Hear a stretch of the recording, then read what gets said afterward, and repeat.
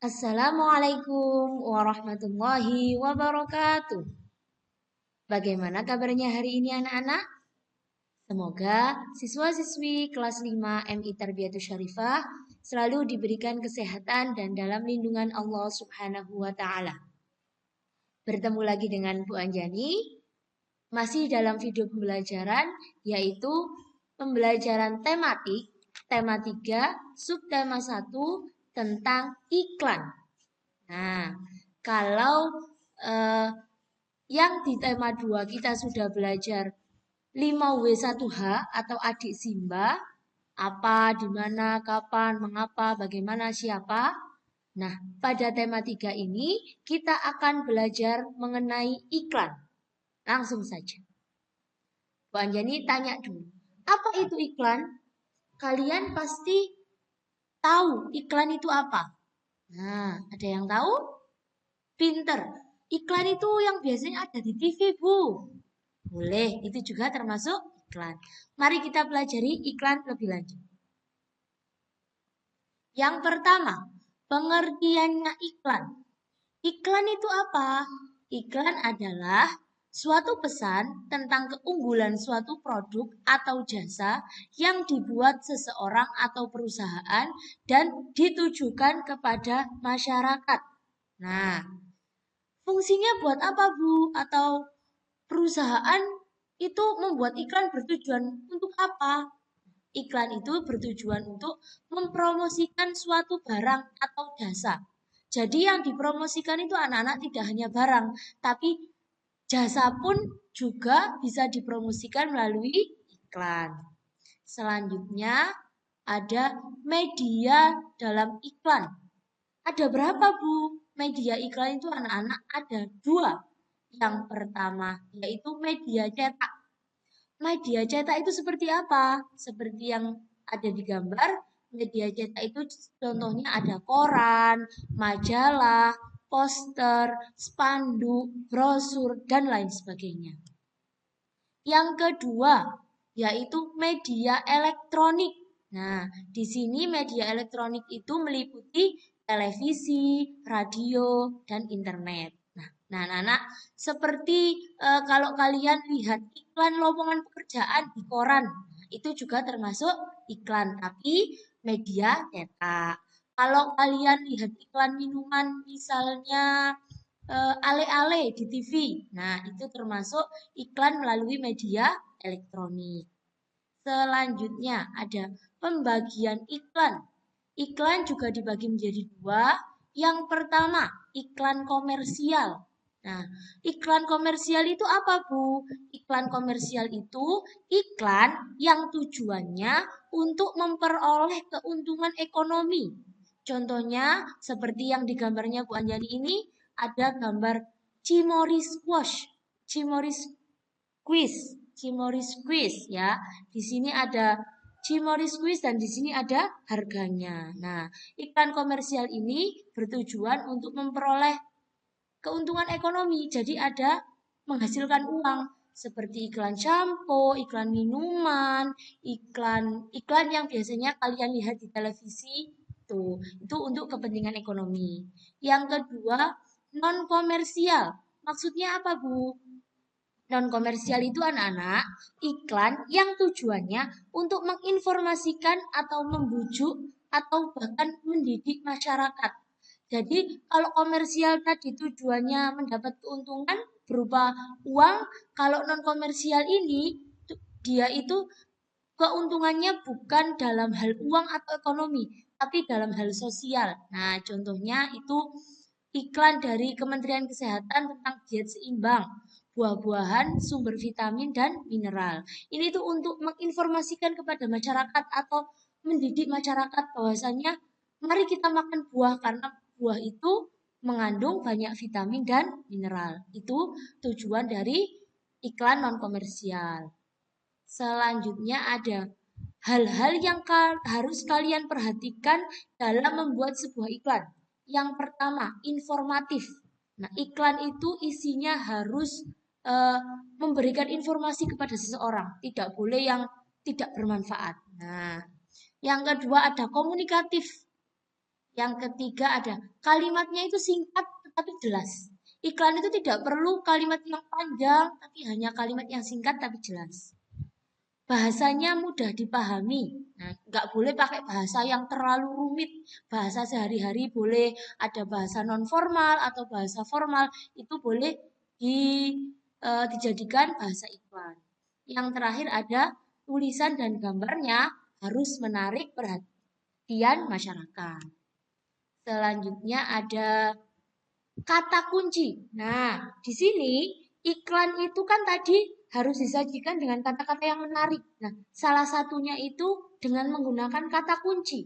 Kata kunci itu apa, Bu? Kata kunci itu adalah kata-kata inti dari iklan. Yang biasanya dari kata-kata kunci itu kalian sudah tahu, oh ini iklan produk ini. Misalnya kayak Cimori. Yogurt ya Cimori. Nah, itu termasuk kata-kata inti dari iklan. Ciri-cirinya apa, Bu? Kata-kata kunci pada iklan ini. Yang pertama, terdiri dari satu atau dua kata. Nah, kalau satu atau dua kata itu namanya kata kunci pendek. Tapi kalau lebih dari dua kata, tapi biasanya juga tidak terlalu panjang, itu namanya kata kunci panjang. Yang kedua, mengandung kata yang unik. Nah, yang harus menarik masyarakat. Ya, anak-anak. Yang ketiga, mewakili sebagian besar atau keseluruhan informasi dari iklan tersebut. Sekarang Bu Anji langsung kasih contoh saja. Kasih contoh menemukan atau kata kunci pada sebuah iklan. Nah, ini Bu Anjani punya iklan non komersial dari Kementerian Kesehatan. Kata kuncinya apa? Nih, kata kuncinya ayo makan sayur dan buah. Ini termasuk kata kunci dari iklan yang disampaikan oleh Kementerian Kesehatan ini. Nah, kata-katanya mudah difahami dan juga apa mewakili sebagian besar atau keseluruhan dari informasi iklan ini. Kan iklan ini menginformasikan kepada kita untuk makan sayur dan buah. Yang kedua, nih ada yang bisa nebak kata kuncinya apa?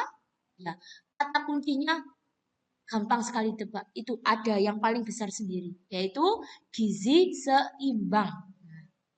Iklan ini menjelaskan tentang gizi seimbang, makanya kata kuncinya itu gizi seimbang. Selanjutnya ada unsur-unsur dalam iklan. Nah, di sini ada 4. Yang pertama, terdapat kata kunci, seperti yang dijelaskan Bu Anjani tadi. Yang kedua, kalimatnya harus menarik dan mudah dipahami.